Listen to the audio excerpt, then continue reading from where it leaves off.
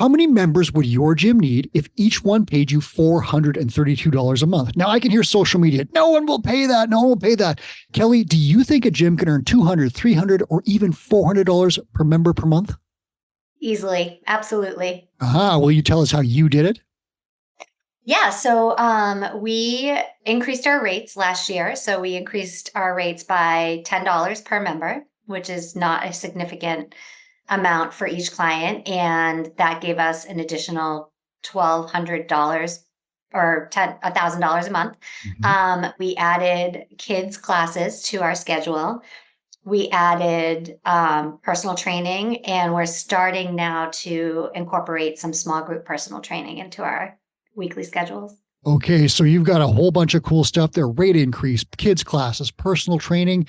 We're going to dig into that. This is Run a Profitable Gym. My name is Mike Warkentin. I talk to the best gym owners in the world every single month. This is to help you run a better business. Please hit subscribe wherever you are watching or listening. Now, Kelly Lorenz, she runs Form in Marblehead, Massachusetts, and she's here to talk about ARM, which is average revenue per member per month. It's a key business metric. Everyone on Two Brains' November leaderboard was above $400. The top number, $800, if you can believe that. Now, not everyone at the gym is paying $800. Some are paying less, some are paying more, but the point is the average is $800. What's a good first target? I'll throw one at you, $205. But you can definitely move beyond that. Kelly has done it, and we're going to dig in. So, Kelly, talk to me first. How has this ARM number changed for you over time? As a personal story, mine was low. Like when it was like $113, $115, something like that. When I started my gym, I knew my rates were way too low in 2013. It took me till like 2018, 19 to raise them with the help of a two-brain mentor. And then things started to go much better. But I started really low. How has your number changed? Well, we started low as well because I opened the gym on March 1st of 2020. Okay. And then 13 days later had to close the gym. Yeah. What was happening in 2020? So I had come from a photography background and I had no idea what I was doing. So we started doing classes online and outside. And I think my average revenue per member was probably, I don't know, $50 at that time, or $50 to $75, something like that. Once we were allowed to come back in, we started branching out different classes and some personal training. So we added personal training to our schedule, and that increased. We offered hybrid personal training. So we did some group classes and some personal training for each client that was interested in doing both. And that raised their arm incredibly. Yeah. So you've gone from like $50 to $70 to north of 400 in like less than 4 years. Yeah, we also opened a second studio in our building. So I took over unfortunately, another business had gone out of business during COVID. So I swooped in there. And so we just kept expanding with the new classes that we added. And then we just kept expanding, and we are where we are now. We just kept adding value to each member's. That's a big one. I'm going to dig into the exact ways you did that, but give me the 411 on your business. You hinted a little bit about where you started and what you're doing. Give me like what's your ideal client? What are you selling? How much space have you got staffed? Like just the quick rundown of what your business is. Yeah, so we are in a very small town, about 20,000 people, but it's a very affluent town. I compare it to Nantucket in that it's a beautiful beach coastal city, our town, but it's small and it's very difficult to get in and out of the town. So if there is something really great within our town, people will come to it. They don't like to leave. So we started with just me. And like 2 other instructors or 3 other instructors. And now we've grown in one studio, and now we've grown to about 10 different instructors in 2 different studios. We started out mainly group classes. So small group classes, anywhere between like 10 and 20 people, give or take on average. But we've since branched out and added value to each client's membership using different, strategies like personal training or small group personal training or kids classes. Okay. So that's pretty cool. So I love that. It's like your town's like the mob, once you get in, you can't get out, right? Yeah. Exactly. It's I love awful. it. It's so good you want to stay. So I want to ask about kids last, but tell me about the first things you said where you're adding value through like changing from a group class model and even a rate increase. Talk to me about those two things. And then we're going to get into kid stuff after that, because I know you've got a really cool thing going on there. Yeah. So well, I joined Two Brain, 2 or 3 years ago. Maybe 2 years ago. I can't remember. And I just started, Jolene is my mentor, and I just started very slowly incorporating all of the things that Two Brain told me to do. So, they encouraged me to raise my rates because they were too low especially for where we are. And so I increased everybody's rates, by $10, and nobody said anything. In fact, I got thank you for all that you do for us. So that increased their arm significantly. And then I started to notice that different people had different goals that they were working on, so that they weren't able to necessarily concentrate on in the small groups. Mhm. So via my mentor at Two Brain, Jolene kind of worked with me and taught me how to start incorporating small group personal training as well as personal training one-on-one. And that the one-on-one personal training has been really valuable to our clients. It took me about 2 years to get on board with the on-ramp sessions in my gym. And I have finally started to offer on-ramp. That was a scary one for me. And I'm still probably not charging what I should charge, but little baby steps here. It's okay. You know how to raise your rates now if you need to. I do. Yeah. Yep. Yeah. Okay. So that's interesting, because we had a similar thing where I started group classes, right? Excuse me, group classes. And I didn't think that there was anything else. Group classes were the best thing ever. And we put everyone in, it's an economical rate, and away we go.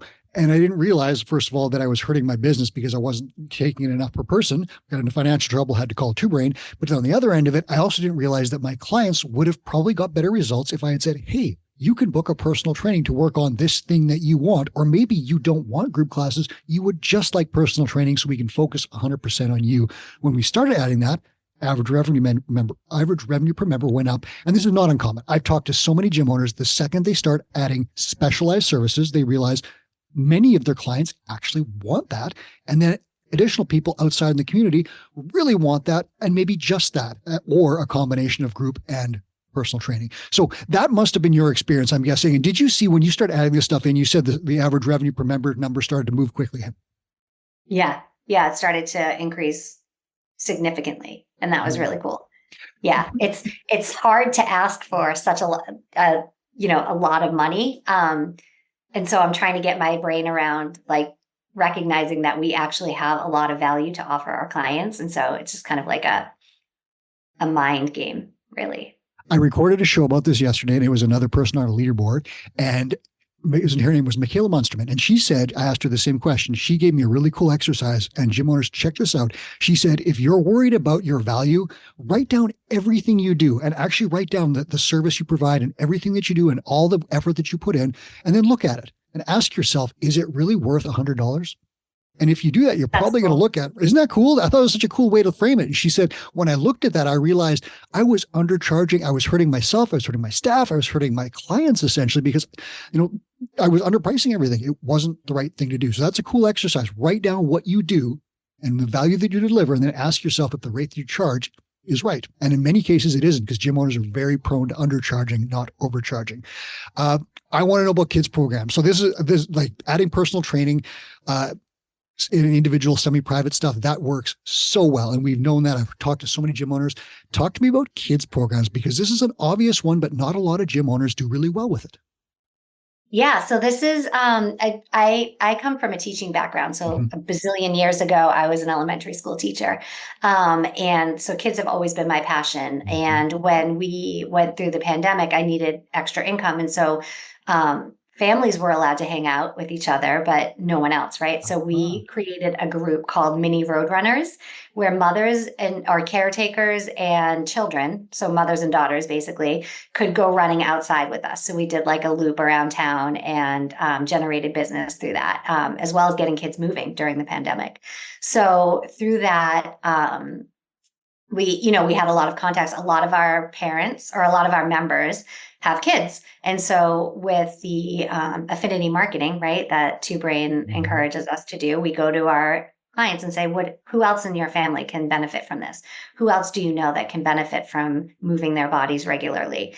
And so I had parents calling me or texting me or emailing me, asking me, because right now there's a break between organized sports in our town. So there's nothing from December until March. Mm-hmm. So we decided to do a 10-week program for 7th and 8th graders and then for 9th graders.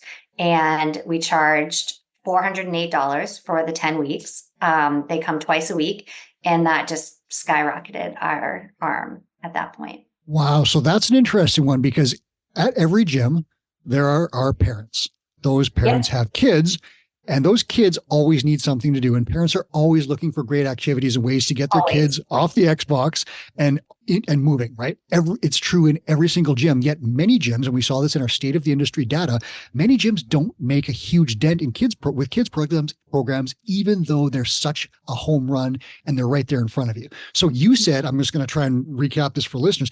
You said you just simply went to your clients and said, who else can I help? And then you carried the momentum from your 2020 pandemic program to get kids and parents moving. And you used that to grow a sizable kids program that just crushed it in this last month. Is that right? Or what am I missing here? No, that's exactly right. That's exactly what we did. We had parents just calling us, because they had heard about our previous mini Roadrunners, and they work out with us every day. And they're like, it's important, true to our name, which is form. We're very, very insistent that people are moving properly within our space so that they can avoid injury, obviously. And so we want to teach kids how to do that too, because they're constantly, moving, right? But we want to teach them how to do it properly so that they can go into their teen years and their, just with that great foundation. So you mentioned affinity marketing. Listeners, that is the code word for using your current clients to get other clients. And it's as simple as saying, who else in your life could benefit from my service, or something along those lines. Kelly did it with a specific, aspect, looking at kids, right? And all of a sudden, she's got a kids program. I did the same thing. We put up a kids program, instantly sold out at my gym, because parents need things for their kids to do. And they're only too happy to bring them into an environment where they have a trusted coach and they know they're having a great time. That was us. That's Kelly. Yeah. And it's a no-brainer. It's such an easy sell if you do it. Maybe you might need a kids training credential or something like that, but those are easy enough to pick up. Brand X is a preferred provider that does a great job, but there are many ways that you can get a credential to work with kids. And then once you're doing it, you're giving them a lifelong love of movement and fitness and so forth. It's kind of a win for everyone. And how great is it when you have parents and kids working out at the same time? Let me ask you this. When you priced your kids program, how did you do that? Because many gym owners think kids programs should be priced way too low, especially when you look at the cost of competing in sports or cheerleading or any of these other after-school programs. To be honest with you, we were previously when we had we've done 4-week programs before, and we charged $99 for 4 weeks, 1 day a week. And then I just kind of priced it out with Jolene and presented to her and said, "Is this a good price?" To be able to pay my coach a great wage as well, because we do the 4 nights model with them. And then, we just priced it out. This was going to be two days a week for 10 weeks. So I love it. So you ran it past a mentor. Yeah, it's like $20 a class. And there you go. And you ran it past a mentor. You made sure that you are covering your expenses. And the cool thing, you mentioned 4/9 models. Listeners, that is when you pay a coach 4/9, 44% of a program's revenue. That means that the coach is not a cost. The coach is tied to revenue. And in the best cases, these coaches actively generate more revenue, which means that as the program grows, your business grows, but the coach also earns a better wage. And so we'll see coaches not earning just $20 per class, but earning $60, $70, $80 per hour, because they've got this 4/9 model in place. So it is a really, really cool way for you to pay a coach and build your business at the same time. Did your coach, Kelly, or coaches, did they see, pretty good hourly rates out of this? Absolutely. Yeah. So that's one of my coaches is a former collegiate lacrosse player. So she's like very sought out in our town. So she's definitely making a great hourly wage for this. Okay, I love it. I'm going to ask you now specifically. You mentioned affinity marketing. How are there other ways that you acquire high value clients? Like, do you do any advertising, or how do you get these people in your gym at a high average revenue per member? We definitely do paid ads on Facebook. I haven't dialed those in properly enough yet because they're not great leads for us, but it's getting our name out there. Mhm. We also are very active in our community. So we did a lot of things during the pandemic to incorporate families and getting them movement. We sponsor different town events that we have. We get out there and move with people when there's races in the town. So we're just very active in our community and talking with people and getting ourselves out there. And, we kind of just go with our biggest value is, tied to Chris's value, to Coop's value, which is to just help people, help first. So we'll be in a coffee shop and talk to people, and we're just, word of mouth. Yeah. So And your making ourselves local available. network. Oh, sorry. Say it again. Sorry, no, I'm sorry. We just make ourselves available to Yeah. to have conversations throughout the day. So your local networking, and so that's an extension of Infinity Marketing. One of the things that Chris has recommended is that you just like grab a bunch of coffee and head to the business across the parking lot or next door or whatever, and just say, "Hey, I run the gym over there. Here's some coffee for your staff. How's your day going?" See where the Exactly. conversation goes, right? You may or may not get a client out of it, but at the very least, that business is going to know that you're an awesome person and you're friendly, and they're going to know you run a gym. Have you done something like that? Yeah, I don't bring coffee, but I go to the stores and I buy things. This works, yeah. Yeah, I support them. I shop locally, and they know who we are because it's a very small town, and I will go to the stores, and I tell my husband it's part of my marketing budget. But it is. And my wife has It had the is. same experience. We're in a small town of maybe 10 or 13,000, something like that. And I think she knows half of the small business owners because she goes in and supports them. And especially the active living stores. So like, ski and snowboard stores and like active living, hiking, paddling, those kind of things. They know her. And so that's great when someone's like, oh, I'd like to lose some weight in that store. They say, go see my wife. In a small community, you can make a huge impact like that. And again, I'll reference Michaela Munsterman, who I spoke to yesterday. She literally makes up I believe it was homemade salsa, or she'll do sourdough cinnamon rolls, and she'll take them to local businesses and she'll stop in and start talking. And her market is specifically medical exercise. So she's the transition between a care provider, like a physiotherapist or even a doctor, and out of that care providing situation. So she's that transition where they're not quite ready for just general, apparently healthy activities. There's a medical component here, and she approaches those businesses with specific gifts and just says, hey, how's it going? And introduces herself. Oh, And isn't that neat? yeah, that's really cool. I kind of wanted cinnamon buns after I spoke to her. 100%. So ads, you said you use them a little bit, but you haven't got them quite dialed in, but it sounds like you're growing and doing okay without them. So when they start moving and get you the leads you want, you're probably going to be in a very good spot, I would guess. Yeah, we're in a really cool spot. It's humbling. Wow. And it's a neat combo because advertising is important, but advertising, like those are essentially cold leads. Even if you get the very best leads from an ad, they're still colder than your client's brother, sister, child, parent, Yeah. right? So Yeah. let me ask you this, when you, maybe not with relation to kids, obviously, but when you get a reference or referral, pardon me, from a client, how easy is that sales conversation? I'm going to guess it's pretty easy. Oh, so easy. Once we get them in our gym for the no sweat intro, Yep. we book like probably 99.9% of It's a them. home run. Yep. They want to sign up, right? Because someone already told them it's amazing. Exactly. Yeah. So Exactly. that cuts down on your sales time. And again, we're not saying you shouldn't advertise. You definitely probably need to do something like that at some point, but there are a number of different funnels Two Brain teaches for. One of them is advertising. The other three don't involve spending a ton of money. They're referrals and contacts, social media, stuff like that. Let me ask you this. Are there any simple add-ons you have in your business that drive up ARM? I'm talking things like renting lockers, apparel sales, supplements, anything like that? Yeah, so we have a little. I started doing pre-orders for swag with our Yep. logos on them, so sweatshirts and sweatpants, stuff like that. We also have like protein, like the little protein sticks and Mm-hmm. element. What's the word for that? Electrolytes. Oh, yeah, Those yeah.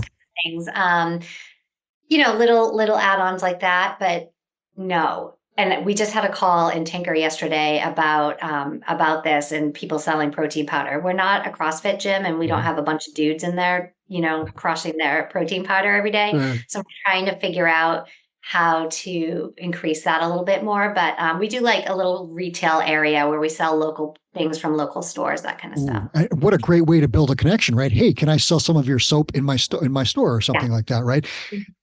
And again, retail is not always a huge thing in gyms, right? A lot of gyms, like there are some, like say in Hawaii, Las Vegas destination places, they make a ton of money off t-shirt sales because everyone wants that, Yeah. local flavor. The places where I was weren't really destinations, and a lot of places are like that. But still, tacking on 5 or 7% in retail sales, why not? Why not do that? And the other thing is this. Yeah, you'll take it, right? It's a little bit extra. And the thing is this, if you're not selling supplements or anything like that, your clients are probably going to buy them somewhere. And why not get the good ones from you with the right advice and the help first mentality than going to the mall where the dude is like, you need all this stuff and you need to take twice as much as the recommended, that kind of thing, right? Yeah. Apparel, everyone loves apparel. And the big tip here, gym owners, is pre-order. Do not stock excess apparel or lose all your income because you've got unsold bad sizes or, weird styles. Get a simple apparel order, pre-order, get only what you need, maybe like 4 extra of the most popular size, sell it, and you'll make money. I lost money on apparel for a decade until I started doing that. Yeah. Yeah. So I'm going to ask you this as we close this out here. I always hear it. I see on social media whenever Two Brain posts something like this, $300, $400 average revenue per member. It's impossible. I could never do that. Can you give me a couple of baby steps? Because you started at 50 or $70. What are some baby steps that a gym owner could do right now if they're at that level to start moving toward your level? And let's start with a first goal, even of 205. Raise your prices, even by just $10. We have a very small studio. And so we have around 100 members, between 100 and 110 members. So even just raising $10 a month, that's so easy. You get a email, you send it out, you say, if you send it out in January, beginning in March, we're going to raise a nice little email to let them know ahead of time. And then start asking people if they would like to start adding in 1 or 2 personal training sessions a week for 30 minutes. That's an additional, we charge $59 for 30 minutes. That's nothing. That's a couple cups of coffee at this point a week. And just ask them, like, I noticed you've been working on your planks. Do you want to continue working on that? Let's get you in and get you some upper body strength, that kind of thing. And just one of the things that I pride ourselves on is I'm there every day. I'm at the gym every day. I don't teach classes, but I'm at the gym. And so I know my clients. And so I can say to them, hey, I've noticed that you've been really working on this. Would you like me to pair you with a trainer, and do a hybrid membership once a week, twice a week, that kind of thing? Now Kelly, that sounds like high pressure sales. You're really grinding these people. And then the other thing is goal review sessions. When we sit down with them every 90 days, which I'm really not good at, but I need to get better at. I can say, okay, you're on a starter membership. You're here 2 days a week.